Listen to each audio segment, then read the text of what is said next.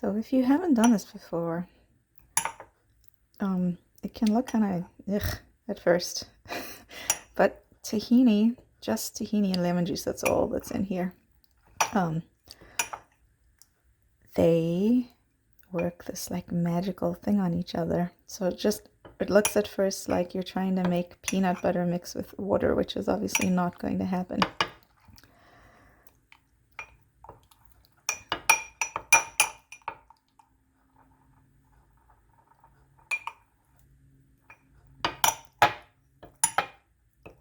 But they mix, look at that. It takes a little bit of time.